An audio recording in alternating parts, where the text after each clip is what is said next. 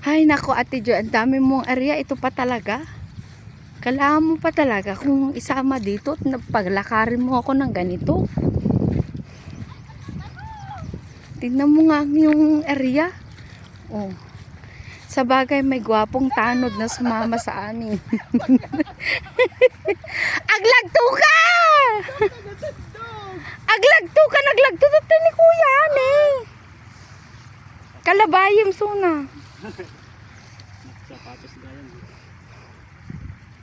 O diba? Hindi lang gwapo si Kuya at mabango. May pagalis ka dito.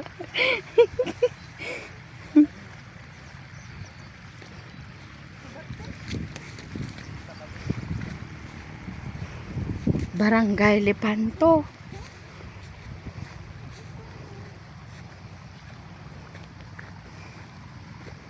Mahirap pala ang may katandem na ganito. Ang lalayo ng area niya.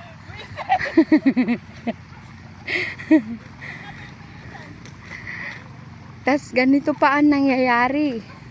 Naglalakad siya hanggang doon sa bahay na yon. Nakikita niyo yung bahay na yon?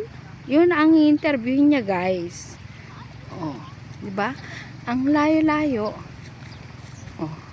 Tas ang sabi niya sa tanod, magpapabuhat daw siya para daw makadaan siya doon. Eh ang bigat-bigat niya kaya.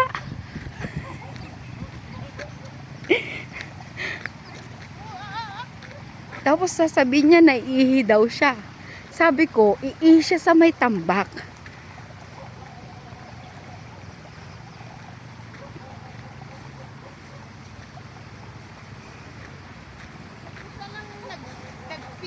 Pero ang dami nilang tanim na okra, oh.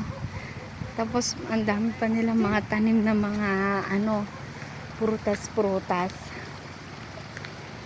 Yung interviewin namin is matanda na. Ayun siya, oh, matanda na siya. Kinakausap siya ng tanod. Yun. Tapos ang ating SR ay tumitingin siya ng gulay kung pwede niyang iuwi. Tinitingnan niya yung mga pananim na okra kung pwede daw siya makahingi at iuwi niya daw sa kabatuan. Kulang daw yung kinita niya sa bibingka. Kaya kailangan niya daw magtinda daw ulit. Oh, may daanan. Oh, marami siyang pananim na balatong, okra. Upo. Ay, ang dami niyang balato. Pero ang saya dito, oh. Oh. Parang ang peaceful tumira dito. Diba? Ang dami niyang balatong.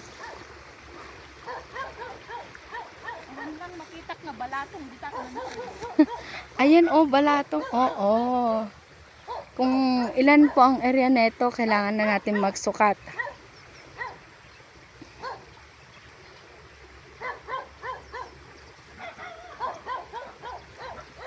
Pero kayang-kaya ng may-ari nito. Sukatin. Nakarating din. Ang may-ari ng bahay.